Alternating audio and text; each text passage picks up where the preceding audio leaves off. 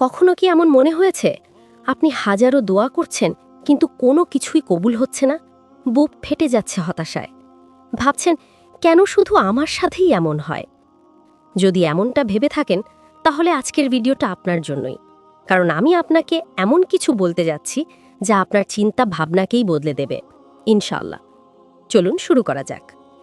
জীবনের কঠিন সময়ে আমরা সবাই আল্লাহর দিকে হাত তুলি, প্রার্থনা করি, চোখের পানি ফেলি।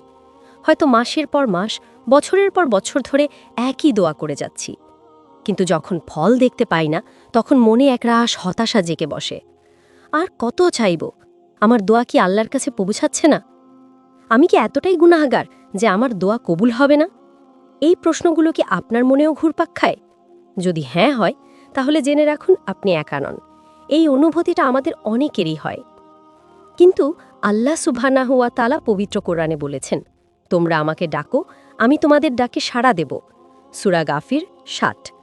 আর আমাদের প্রিয় নবী হযরত মুহাম্মদ সাল্লাল্লাহু আলাইহি ওয়াসাল্লাম শিখিয়েছেন, দোয়া হলো ইবাদতের মূল। তিরমিজি। তাহলে কেন আমাদের মনে নিরাশা আসে? এর কারণ হলো আমরা দোয়ার আসল মর্ম বুঝি না। আমরা ভাবি দোয়া মানে শুধু চাওয়া আর পাওয়া, কিন্তু এর কেউ অনেক গভীরের তাৎপর্য লুকোনো। আপনি যখন আল্লাহর কাছে কিছু চান, তখন আপনার দোয়া ৩ ভাবে কবুল হয়। ১. আপনি যা চেয়েছেন হুবহু সেটাই পেয়ে যান। এটা সবচেয়ে কমন ধরন যা আমরা দেখতে পাই। ২. আপনার চাওয়া জিনিসটা না দিয়ে আল্লাহ আপনাকে এর চেয়েও উত্তম কিছু দেন। হয়তো আপনি একটা চাকরি চেয়েছিলেন, কিন্তু আল্লাহ আপনাকে এর চেয়েও ভালো সুযোগ দেন, যা আপনার জন্য কল্যাণকর। ৩. আপনার দোয়াটা আপনার আখিরাতের জন্য সঞ্চয় করে রাখা হয়। কিয়ামতের দিন যখন আপনার নেক আমলের প্রয়োজন হবে, তখন আপনার প্রতিটি দোয়া নেকি হয়ে আপনার সামনে আসবে। আর সেদিন আপনি আফসোস করে বলবেন, ইস, যদি আমার সব দোয়া দুনিয়াতে কবুল না হয়ে আখিরাতের জন্য জমা থাকতো।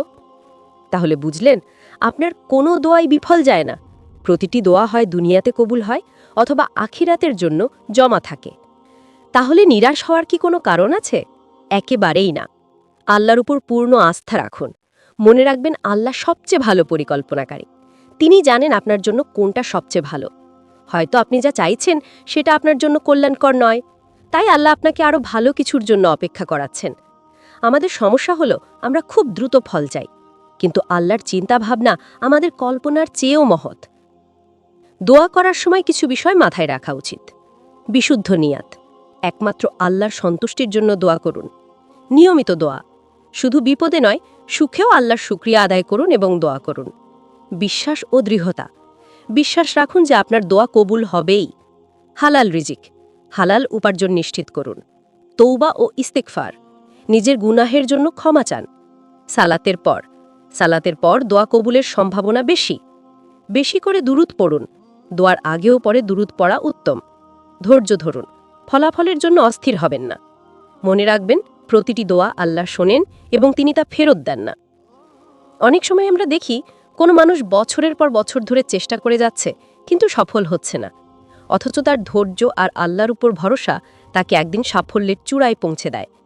ইউনুস আলাইহিসসালামের মাছের পেটে দোয়ার কথা ভাবুন, অথবা আইয়ুব আলাইহিসসালামের ধৈর্যের কথা ভাবুন। তাদের দোয়ার ফল এসেছিল কারণ তারা নিরাশ হননি, আল্লাহর উপর বিশ্বাস রেখেছিলেন। সুতরাং প্রিয় দিনী ভাই ও বোনেরা, রবের কাছে চাইতে থাকুন, নিরাশ না হয়ে। আপনার প্রতিটি ফোঁটা চোখের পানি, প্রতিটি আকাঙ্ক্ষা আল্লাহ দেখছেন। তিনি তা অবশ্যই কবুল করবেন। হয়তো আজ, হয়তো কাল, অথবা আখিরাতের জন্য। শুধু আপনার বিশ্বাসকে মজবুত রাখুন। দেখবেন, হুট করেই একদিন আপনার সকল দোয়া এমনভাবে কবুল হয়ে গেছে যা আপনি কল্পনাও করেননি, ইনশাআল্লাহ। যদি এই ভিডিওটি আপনার ভালো লেগে থাকে, তাহলে একটি লাইক দিন। আপনার বন্ধুদের সাথে শেয়ার করুন, যাতে তারাও নিরাশা থেকে মুক্তি পায়। আর এমন আরও ইসলামিক ভিডিও পেতে আমাদের চ্যানেলটি সাবস্ক্রাইব করে পাশে থাকা বেল আইকনটি ক্লিক করতে ভুলবেন না। দেখা হবে পরের ভিডিওতে। আসসালামু আলাইকুম ওয়া রাহমাতুল্লাহি ওয়া বারাকাতুহু।